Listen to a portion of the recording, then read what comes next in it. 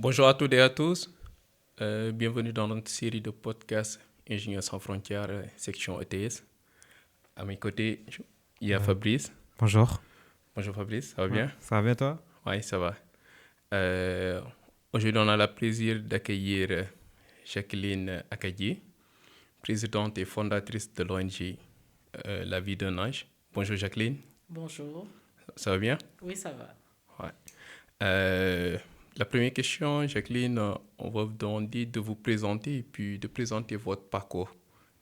Ok, Pour les gens qui ne merci. vous connaissent pas. Merci. Donc, je suis Jacqueline Acadier. Je suis la présidente de l'ONG La Vie d'un Ange. Et ici au Canada, je suis directrice adjointe de l'ONG Les Fourchettes de l'Espoir, qui est un organisme communautaire à Montréal-Nord. Mon parcours, c'est plus un parcours financier, comptable et gestion financière. OK. Mais j'ai plus eu d'expérience dans le domaine humanitaire. Parce que quand j'ai fini mes études, j'avais commencé dans le milieu bancaire. Et OK. puis après 3 ans, quoique j'évoluais bien, je ne me suis pas sentie dedans et j'ai voulu faire qu'est-ce qui me passionne. Donc j'ai quitté le secteur bancaire pour aller dans l'humanitaire et ça fait plus de 13 ans que je suis dans l'humanitaire. Wow. Wow. Super. Et est-ce qu'il y avait un lien direct entre ce que vous faisiez, le système bancaire, et l'humanitaire, ou c'était deux choses carrément différentes? Pas vraiment deux choses différentes parce que, bien évidemment, j'allais pas comme refaire mes études. Ouais. Donc, j'ai essayé d'adapter. J'ai dit, je vais rentrer dans l'humanitaire, mais qu'est-ce que je peux faire dans l'humanitaire qui est en lien avec ce que j'ai déjà? OK. Donc, dans l'humanitaire, j'ai commencé en tant qu'administratrice financière de projet. OK. Après, j'ai géré des bases. Après, je suis passée plus dans la recherche de financement et les relations avec les bailleurs de fonds. Donc, j'ai toujours gardé mon lien finance. Ah, super. Super. Et quels sont les défis les défis auxquels vous avez dû faire face lors de la création de l'ONG, de votre ONG?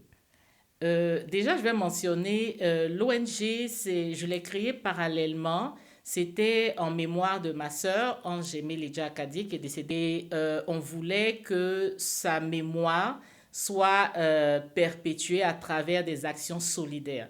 Donc, quand j'ai créé l'ONG, c'était 1 an après son décès. Donc, c'était pas dans mes objectifs de vie de créer ma propre ONG, mais je me suis dit, qu'est-ce que je peux faire qui est dans mes cordes pour lui rendre hommage. Et donc, il fallait chercher du côté administratif comment on s'y prenait. Ça a pris un certain temps. Il y a une entreprise juridique qui nous a accompagnés. Il fallait trouver les stratégies, où est-ce qu'on implante l'ONG et tout. Donc, les défis sont toujours administratifs. Les autres défis sont des défis de ressources humaines. Parce que la stratégie de l'ONG, ce n'est pas d'embaucher des gens, c'est plus de travailler avec des bénévoles de plusieurs secteurs et aussi de tisser des partenariats pour avoir des fonds. Donc, défis en ressources humaines. Et les autres défis, ils sont logistiques. Parce que je suis au Canada, j'envoie du matériel dans des pays d'Afrique, donc ça part par bateau ou souvent par avion. Des fois, il y a des retards alors que les activités sont programmées. Donc, il y a tout ça aussi.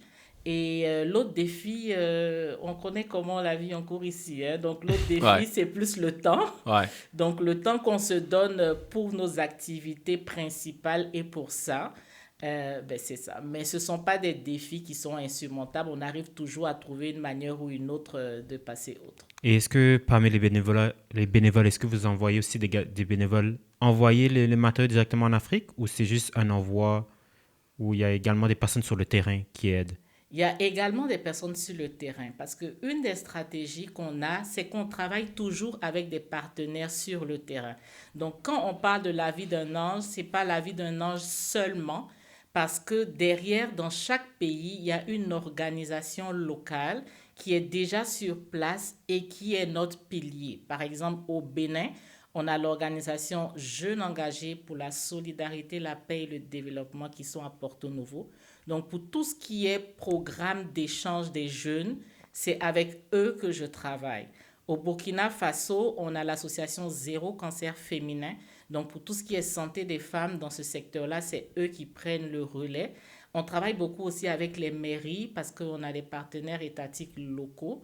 Et en Côte d'Ivoire, on travaille avec aussi des cliniques privées Et ces cliniques-là ont des médecins qui nous donnent, qui font des heures de bénévolat. En Guinée aussi, c'est pareil, des cliniques privées.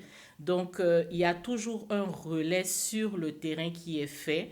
Et c'est cette mutualisation de partenariat-là qui fait un peu notre particularité. Ouais, intéressant. Et puis, genre, moi, je voulais savoir sur le côté logistique, comment vous vous organisez? Genre, comment vous faites pour envoyer les dons en Afrique? Et aussi, bah, l'autre question, c'est en Afrique, vous intervenez dans l'Afrique de l'Ouest, vous avez des pays cibles ou dans l'Afrique australe ou juste pour le moment, vous êtes présent dans quel pays africain en fait? OK. Déjà, pour le premier volet de ta question, au niveau des dons logistiques, je vais dire qu'il y a une campagne qui se fait ici pour récolter des prothèses mammaires pour les femmes atteintes de cancer, qui est un de nos volets phares. Donc, la campagne, elle est faite durant toute l'année et les prothèses, elles sont acheminées généralement pour Octobre Rose. Donc, les prothèses doivent quitter le Canada 3 mois avant. Donc, le partenaire qui se charge de ça, c'est Prothèses Rimage Inc. Quand elles font les campagnes, quand elles collectent les prothèses, c'est d'abord mis dans leur entrepôt à eux.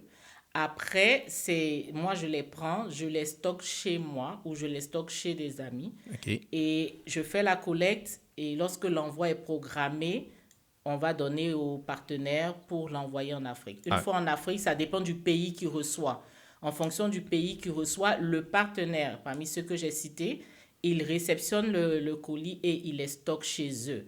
Donc, ça va être différent. Pour le Bénin, par exemple, on envoie plus peut-être des vêtements pour les enfants ou des jouets.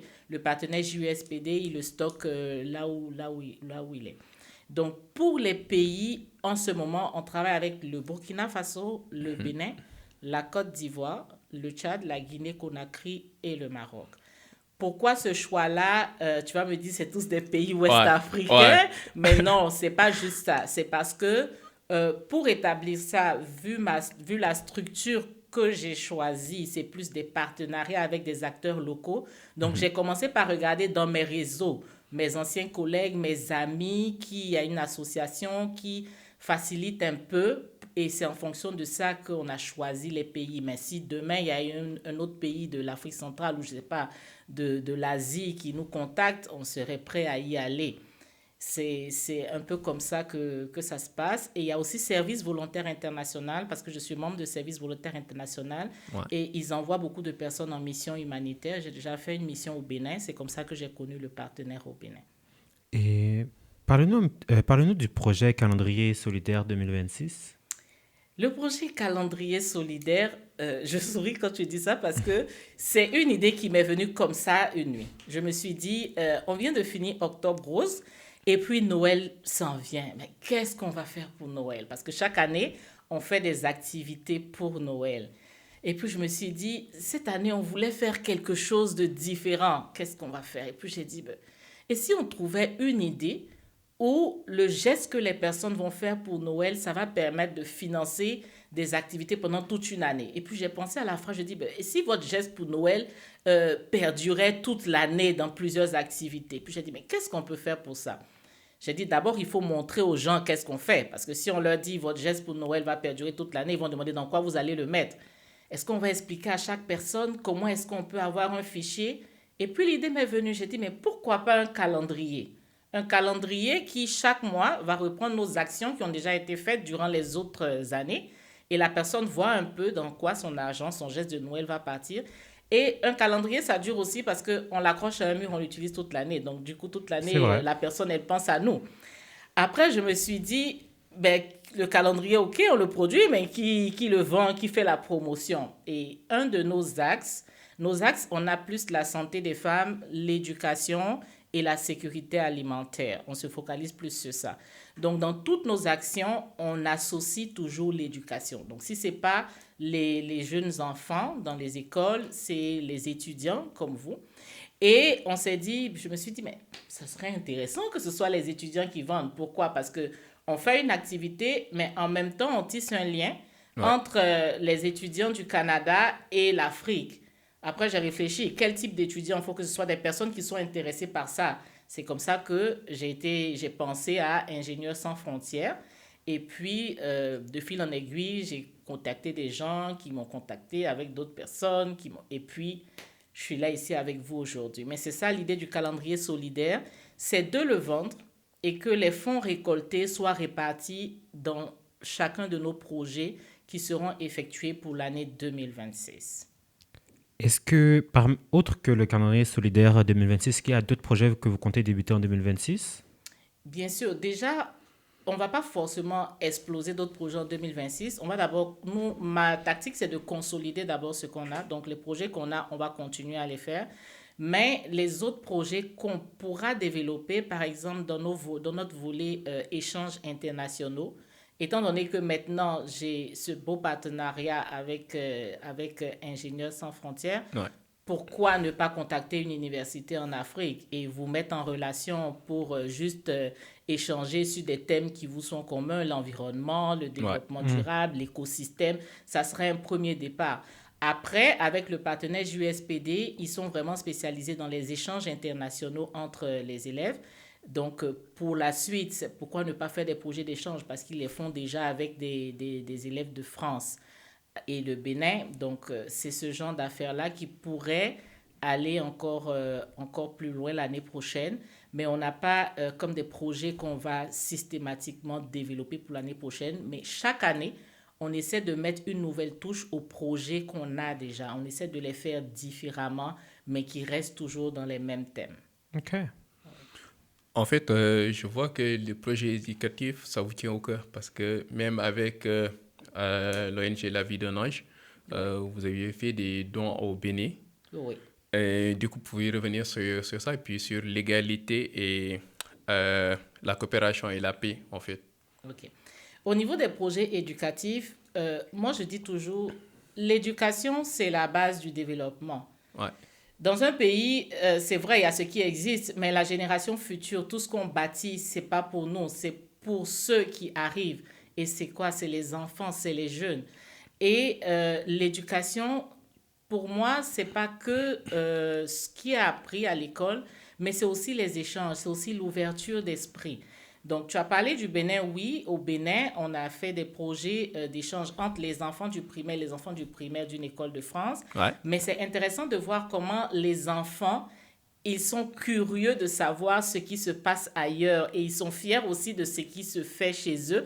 Quand l'autre dit, ah ben oui, mais chez nous, il n'y a pas ça, ils sont vraiment fiers. Donc, l'éducation, c'est vraiment ça. Et l'autre chose, le deuxième volet que tu as dit, C'était en fonction de la coopération et la paix, en fait, sur l'égalité aussi. OK. Au niveau de l'égalité, d'abord la coopération et la paix. Dans nos projets, on dit plus des jeunes engagés citoyennement, parce qu'on veut que les jeunes soient d'abord engagés dans leur société, des jeunes plus responsables. Donc, on encourage toujours les services civiques pour que les jeunes promouvoient la paix dans leur pays, pour que les jeunes promouvoient tout leur attachement à leur pays. Ouais. Donc, la promotion de la paix, nous, on le fait à travers les jeunes. D'abord, dans l'engagement pour leur pays et ensuite dans les échanges internationaux. Parce que même si tu empêches chez toi que l'autre il vienne te titiller, ta paix peut être bouleversée. Donc, vrai. c'est aussi cela qu'on apprend avec les échanges internationaux.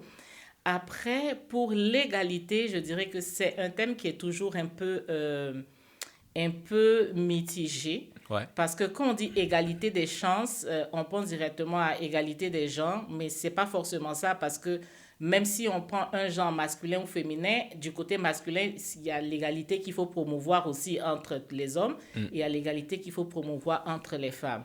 Mais nous, on a fait le choix, dans notre ONG, c'est plus juste une question de choix, de partir plus en faveur des femmes. Ouais. Pourquoi? Parce qu'il y a encore des sociétés, peut-être pas ici au Canada, mais il y a encore des sociétés où les femmes sont encore vulnérables. Donc, c'est juste de mettre en place une base pour essayer de promouvoir l'autonomie des femmes. Et ça, c'est juste une question de choix. Une autre ONG pourrait le faire pour les hommes, mais c'est purement stratégique. Et en parlant de ça, on a un projet au Bénin, un projet agricole, où on encourage les femmes à... D'abord, on promouvoit une saine alimentation, mais on les encourage à avoir un petit revenu. Et dans le calendrier, il y a une super belle image où on doit faire un don de matériel agricole. Et c'est un projet qu'on veut développer pour que ça devienne une coopérative plus grande, pour que ce qui est produit par ces femmes-là, ça soit vendu, que l'argent permette de financer des activités humanitaires et les invendus, les légumes, les fruits qu'elles n'ont pas pu vendre la journée, ça va être donné dans des orphelinats. Donc, c'est des projets comme ça qu'on essaie à chaque fois de bonifier au fil des années. C'est vraiment une belle initiative, mais par exemple, actuellement, il y a combien de bénévoles ou de membres actifs qui participent actuellement à tous vos projets, Okay. par exemple au Canada, admettons? Au Canada, d'abord, ce qu'il faut comprendre, c'est que tout le monde est bénévole. Hein. Ouais. Même ma fille qui soulève une prothèse mammaire pour mettre dans un carton, elle devient bénévole parce qu'elle a contribué. Mais au Canada, c'est plus dans mon réseau. OK. Mes amis, certains collègues, certains membres de la famille et tout. Mais je te dirais, il y a une vingtaine de personnes ici au Canada qui m'aident vraiment à faire tout ce que j'ai expliqué. Et au niveau des collectes de fonds, je ne peux pas te dire le nombre de bénévoles parce que moi, je connais la personne qui pilote les collectes de prothèses mammaires et autres, mais je ne sais pas derrière, elle sollicite combien de personnes pour l'aider à le faire. Et en Afrique, les organisations avec lesquelles on travaille, il y en a qui ont beaucoup de bénévoles. Donc, par eux, on a aussi des bénévoles. Je te dirais, si je compte un peu dans tous les pays, peut-être même 40 à 50 wow. personnes. Oui. Et par exemple, précédemment, vous avez parlé sur les échanges étudiants entre l'Afrique et le Canada, ou même où les personnes actuellement, comment une personne quelconque pourrait essayer d'aider, c'est quoi le processus pour qu'ils puissent avancer avec vous pour essayer de faire une différence? OK. Toute personne qui veut s'engager avec nous, déjà, elle nous écrit. OK. Elle nous écrit plus sur notre page Facebook. Elle nous dit j'aimerais m'engager et tout. Et puis nous, on rentre en contact avec la personne. On voit son profil. Elle veut s'engager pourquoi? Est-ce que c'est un informaticien qui veut nous aider à développer ce côté-là? Est-ce que c'est une personne qui est plus performante dans la logistique qui veut nous aider à se développer? Donc, on voit un peu le profil de la personne. Après, généralement, je fais un appel ou on fait un Teams ou quelque chose et puis on voit comment la personne, elle peut nous aider. Mais en fonction de comment elle se sent à l'aise aussi à nous aider. Parce que généralement, on préfère prendre la personne selon son domaine d'expertise. Comme ça, on est sûr qu'elle nous aide, mais elle nous aide pour quelque chose qui est vraiment utile. OK. Et pour des gens intéressés pour le calendrier 2026, comment faire pour vous contacter? C'est la même chose ou? OK. Pour les personnes intéressées, le calendrier 2026, ça dépend de chaque structure parce que c'est fait avec les étudiants d'Ingénieurs sans frontières, mais chaque école a développé son mode d'attraction. Ouais. Donc, il y en a qui vont faire des kiosques d'information à partir de la semaine prochaine.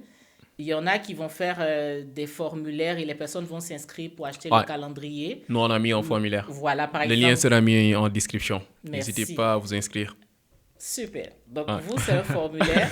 Mais pour toutes les personnes qui vont suivre la vidéo et qui disent je veux quand même les acheter, elles pourront nous écrire sur notre page Facebook et puis on va s'organiser. Et juste pour rappel, votre page Facebook, c'est La Vie d'un Ange. Oui, c'est La Vie d'un Ange. Ouais, comme vous l'avez entendu tous. Vous pouvez taper plutôt La Vie d'un Ange et puis contacter Jacqueline Akadie. Elle sera ravie de vous répondre. Puis vous feriez un don pour, on ne sait jamais, pour un enfant qui sera en Afrique, Sénégal, Guinée, Maroc, comme elle l'a dit tantôt. Et puis vous alliez participer à l'éducation de ces enfants-là. Donc je pense que c'est une cause vraiment noble. N'hésitez pas à la contacter. Est-ce que vous avez un dernier mot pour finir? Le dernier mot, on est dans les périodes des fêtes. Ouais. Donc, on commence à avoir un peu l'esprit festif. On n'est plus très concentré sur nos activités. Et puis, on a le tapis blanc qui commence à s'installer. Hein. Donc, on est plus dans l'ambiance des sapins de Noël et tout. Donc, on va souhaiter de joyeuses fêtes à tout le monde. Et puis, c'est l'hiver. Profitez. C'est beau. C'est beau surtout qu'on est à l'intérieur. Pas à l'extérieur. Il fait froid. Il fait froid. Mais à l'intérieur. Donc, profitez et puis achetez vos calendriers. Comme ça, vous allez feuilleter le calendrier. Il y a de super belles phrases. Et en plus, par la fenêtre, en prenant votre thé ou votre café, en regardant la neige tomber, Et regardez le calendrier, ça serait super beau. Ouais, surtout ça, achetez vos calendriers. Un parfait Encore. combo. Ah. Oui. Merci Jacqueline. Merci hein. à vous, ça fait plaisir. Merci.